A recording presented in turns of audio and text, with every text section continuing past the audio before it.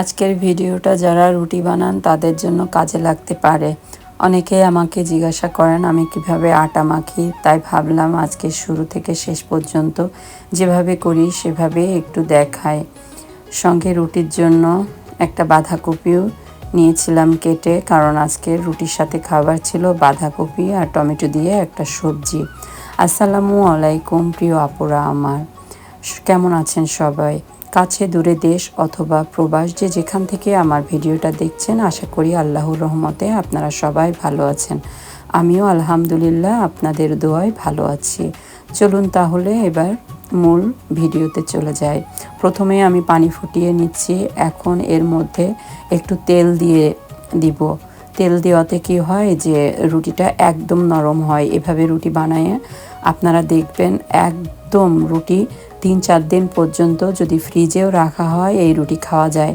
আমি আসলে সব সময় এভাবে রুটি বানাই, সামান্য একটু তেল দিয়ে। এই যে ফুটন্ত পানির মধ্যে আমি তেল দিয়ে দিয়েছি, একটু তেল দিয়ে এই যে এবার আটাটা আমি কিন্তু আস্তে আস্তে দিচ্ছি, একবারে দিচ্ছি না। আটাটা আস্তে আস্তে একবারে দিলে কি হয়, এই আটা ডো যেটা আর কি মথার পরে এটা শক্ত হয়ে যায়, কিন্তু আস্তে আস্তে দিলে বোঝা যায় যে কতটুকু পরিমাণ আটা লাগবে। এই তো আস্তে আস্তে আমি নাড়াচাড়া করতে থাকবো। এবার বেশি একটু নাড়াচাড়াও বা বেশিও করতে হয় না, একটু অল্প একটু একটু নাড়াচাড়া করে আবার একটু একটু করে আটা দিতে হয়। দিয়ে এবার বেশ কিছুক্ষণ আমি এটা এই আস্তে আস্তে নাড়াচাড়া করে আমি বেশ কিছুক্ষণ এটা একটু ঢেকে রেখে দেব। ঢেকে রেখে দিলে কি হবে, আটাটা সেদ্ধ হয়ে যায় এবং এই আটা থেকে একটা পানি বের হয়, একটা ভাপ বের হয়ে পুরো আটাটা সুন্দর নরম হয়ে যায়। এভাবে আপনারা একবার রুটি বানায় দেখবেন, এত সুন্দর রুটি হয়। একবার শুধু বানিয়েই দেখবেন, অনেক সুন্দর মাশাআল্লাহ রুটি হয়। এবার আমি এই তো ঢেলে নিলাম। এবার ঢেলে নিয়ে এবার বেশি এরকমভাবে বানালে কি হয়, বেশি একটা আটা হাত দিয়ে মথা লাগে না, জাস্ট অল্প 5 মিনিট ঠান্ডা হয়ে গেলে, আমি তো ঢেকে রেখেছিলাম বেশ 5 মিনিট মতো। তারপর যখন এটা একটু সিদ্ধ হয়ে গিয়েছে, একটু নরম নরম, এবার আমি এটাকে একটু ঠান্ডা গরম গরমই মথতে হবে, কারণ না হলে আটাটা আবার শক্ত হয়ে যেতে পারে। প্রয়োজন হলে একটু পানি, ঠান্ডা পানি হাতে নিয়ে মথে ফেলতে হবে। আটা মোটামুটি আমার মথা প্রায় হয়ে গেছে। এবার এর মধ্যে আমি অফ ক্যামেরাতে এই যে এরকম করে আমি গোল গোল করে লেচি কেটে, এরকম গোল গোল কি বলে আসলে এটাকে আমি ঠিক জানি না, আমি এভাবে গোল গোল করে রুটির শেপ দেওয়ার জন্য যেভাবে করতে হয় এভাবে করে নিয়েছি। এভাবে করলে দেখবেন আপুরা এত তাড়াতাড়ি রুটি বানানো হয়। আমার তো একটা যে দেখেন, আমি এখানে কোনো কাট করিনি, একেবারে আপনাদের দেখানোর জন্য বোঝার সুবিধার্থে আমি একদম এখানে আমি যেভাবে আমি আটাটা নিয়েছি ঠিক সেভাবে বলতেছি। আমার একটা রুটি বেলতে 7 থেকে 8 সেকেন্ড সময় লাগতেছে, একদম এত নরম হয়। আর এটা রুটি বলতে বা বেলতে কি বলে আপুরা, সরি আমি ঠিক জানি না, আমরা আঞ্চলিক ভাষায় বেলাই বলি। রুটি বেলতে 7 থেকে 8 সেকেন্ডের মধ্যে একটা রুটি আমার বেলা হয়ে যায়। এই যে আমি একটা একটু করে বেলছি আর হচ্ছে রেখে দিচ্ছি একটা পাত্রে। আর যেগুলো এদিকে আমি চুলায় একটা তাওয়াও দিয়েছি, ফ্রাই প্যান। এখন এই ফাঁকে মানে ফ্রাই প্যানটা গরম হতে হতে এই ফাঁকে আমি বাঁধাকপির সবজিটা চুলোয় বসিয়েও দিয়েছি। দাঁড়িয়ে তো একা একা থাকা যাবে না, সবই তো শেষ করতে হবে। এদিকে রাতের খাবারেরও সময় হয়ে যাচ্ছে। সবজিটা চুলায় অলরেডি আমি রান্না মানে ভাপ দিতে দিয়েছি। একটুখানি ভাপ দেওয়া হয়ে গেলে আমি এটা নামিয়ে ওর মধ্যে টমেটো দিয়ে নাড়াচাড়া করে পেঁয়াজ রসুন দিয়েই আমি এটা একটা খাওয়ার উপযোগী মোটামুটি বাঁধাকপির সবজি। ও হ্যাঁ, আমি একটু ওর মধ্যে পাঁচফোড়ন দিয়ে তেলে দিই, রসুন পেঁয়াজ পাঁচফোড়ন। তো যাই হোক, এখন আর একটা রুটি, এই যে পরপর অনেকগুলো রুটি আমার বেলা হয়ে গেল, আপনারা তো দেখছেনই।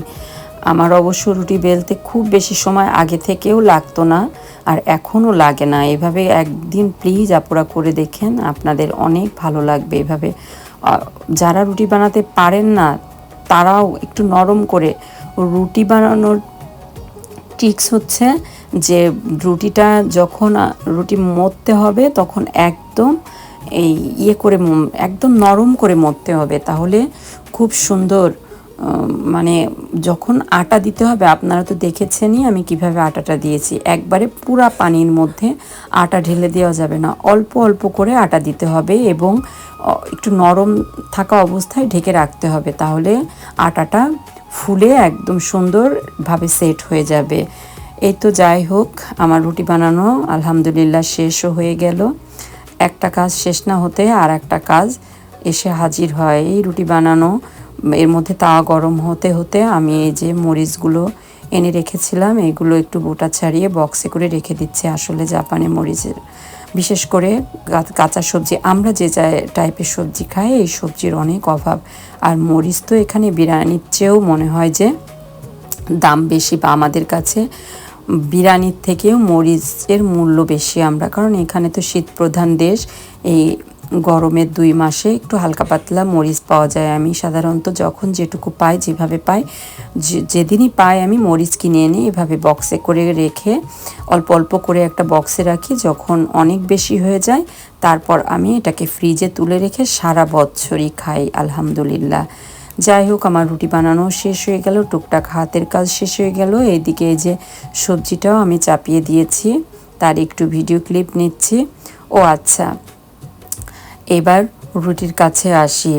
এটা হয়ে গেল। এবার আমি এই যে দেখতেই পাচ্ছেন, এই যে আমি আগে আমার বলে রেখেছিলাম আমি কিভাবে তেলে দিয়েছি, ভিডিওটা দেখলেই বুঝতে পারবেন আপুরা আমি কিভাবে সবজিটা, এটা আসলে সবাই এই ধরনের সবজি আমরা খেয়েই থাকি কম বেশি, ইনশাল্লাহ সবাই পারি। তো যাই হোক, এই যে আমি রুটি অলরেডি আর একটা ফ্রাই প্যান গরম করতে দিয়েছিলাম, পাশের ফ্রাই প্যানে রুটিও করছি আর এখানে সবজিও আমি করছি। একটা রুটি তাওয়ায় দিলাম, এভাবে করলে আমার কাছে আসলে সুবিধা হয়। একটা কাজ করতে করতে আর একটা কাজও করলে এভাবে কাজটা এগিয়ে যাও ইনশাআল্লাহ।